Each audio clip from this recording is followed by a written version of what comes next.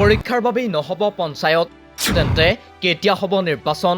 অনুমতি পালে কিন্তু হ'বনে পঞ্চায়ত নিৰ্বাচন? 10ৰ পৰা 12 হোৱাৰ বাবেই লাগিল নেকি কেনা? অৱশেষত আহিল সেই বহু প্ৰতীক্ষিত খবৰটো। মাত্ৰ 9টা পঞ্চায়ত বাদ দি বাকীবোৰ স্থানত অনুষ্ঠিত হ'ব পঞ্চায়ত নিৰ্বাচন। এই 9টা পঞ্চায়তৰ পৰা লেখ আবেদন দাখিল কৰিছিল উচ্চ ন্যায়ালয়ত। সেয়ে এই পঞ্চায়তকেইটা বৰ্তমান বাদ দিয়া হৈছে নিৰ্বাচনৰ আওতাৰ পৰা। ৰাজ্য চৰকাৰ, ৰাজনৈতিক দল তথা জনতা পঞ্চায়ত নিৰ্বাচনক লৈ যথেষ্ট উদ্বিগ্ন হৈ আছিল।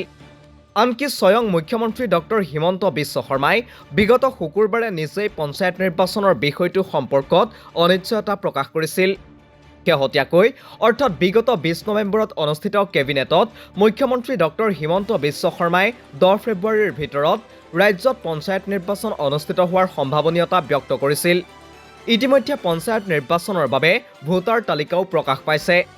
বিগত 1.5 বছৰ নিৰ্বাচনৰ প্ৰতি কোনো আগ্ৰহ নেদেখুওৱা বিজেপিয়ে উপ নিৰ্বাচনৰ ফলাফলৰ পাছতেই আশাবাদী হৈ পৰিছে আৰু আত্মবিশ্বাস ঘূৰাই পাইছে। সেয়ে মুখ্যমন্ত্ৰী হিমন্ত বিশ্ব শৰ্মাই যিমান পাৰে সিমান সোনকালে নিৰ্বাচন অনুষ্ঠিত হোৱাটো বিচাৰিছিল যদিও বিগত 10 জানুৱাৰী পৰ্যন্ত উচ্চ ন্যায়ালয়ে একো ৰায় নিদিয়াত পঞ্চায়ত নিৰ্বাচনৰ বিষয়টো কোনো মীমাংসা নোহোৱাকৈ ওলমি ৰৈছিল। কিন্তু আজি অৰ্থাৎ দেওবাৰৰ ৰায়দানে এতিয়া ৰাজ্য চৰকাৰক নিৰ্বাচন অনুষ্ঠিত কৰাৰ অনুমতি দিলে। নিৰ্বাচন অনুষ্ঠিত কৰিব নোৱাৰা পঞ্চায়তবোৰ কৰিমগঞ্জ, মৰিগাঁও আদি জিলাৰ অন্তৰ্ভুক্ত। উচ্চ ন্যায়ালয়ে 10 জানুৱাৰী পৰ্যন্ত নিৰ্বাচন অনুষ্ঠিত কৰাৰ বাবে অধিসূচনা জাৰি কৰিব নোৱাৰিব বুলি নিৰ্দেশ জাৰি কৰিছিল।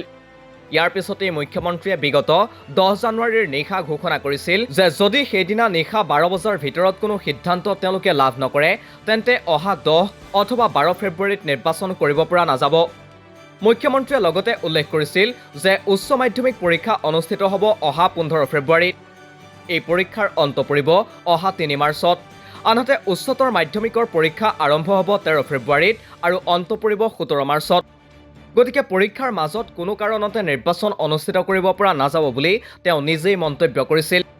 গুৰুত্বপূৰ্ণ বিষয়টো হ'ল পঞ্চায়ত নতুনকৈ গঠন হোৱা বিষয়টোক লৈ কেইবাটাও পক্ষই ওজৰ আপত্তি লৈ ন্যায়ালয়ৰ কাষ চাপিছিল। তেওঁলোকৰ যুক্তি আছিল চৰকাৰে পঞ্চায়তৰ সীমা সম্পৰ্কত, জনসংখ্যা সম্পৰ্কত কোনো মানচিত্ৰ তৈয়াৰ কৰা নাই। কোনোবাটো পঞ্চায়তত যদি মাথোন কেইবাশ মানুহ আছে, আন ক'ৰবাত আছে আকৌ কেইবা হাজাৰ জনসংখ্যা। চৰকাৰে পঞ্চায়ত সম্পৰ্কত কোনো গেজেট নটিফিকেশ্যন জাৰি কৰা নাই। গতিকে ন্যায়ালয়ে পঞ্চায়ত নিৰ্বাচনৰ অধিসূচনা জাৰি সম্পৰ্কত কোনো সেউজ সংকেত দিয়া নাছিল চৰকাৰক। কিন্তু 12 জানুৱাৰীত ন্যায়ালয়ে অনুমতি দিয়াৰ পিছত নিৰ্বাচন আয়োগে কেতিয়া দিন ঘোষণা কৰে সেয়াহে হ'ব লক্ষণীয়। মুখ্যমন্ত্ৰীয়ে কোৱাৰ দৰে যদি পৰীক্ষাই বাধাৰ সৃষ্টি কৰে তেন্তে 17 মাৰ্চলৈকে পঞ্চায়ত নিৰ্বাচন অনুষ্ঠিত হোৱাৰ ক্ষেত্ৰত কিছু সমস্যাৰ সন্মুখীন হ'ব নিৰ্বাচন আয়োগ। ইতিমধ্যে মুখ্যমন্ত্ৰী হিমন্ত বিশ্ব শৰ্মাই ফেব্ৰুৱাৰীত কোনো কাৰণতেই নিৰ্বাচন অনুষ্ঠিত কৰিব পৰা নাযাব বুলি স্পষ্ট কৰি দিছে। নিউজ ডেস্ক ৰিপৰ্ট, দি ক্ৰছ কাৰেণ্ট।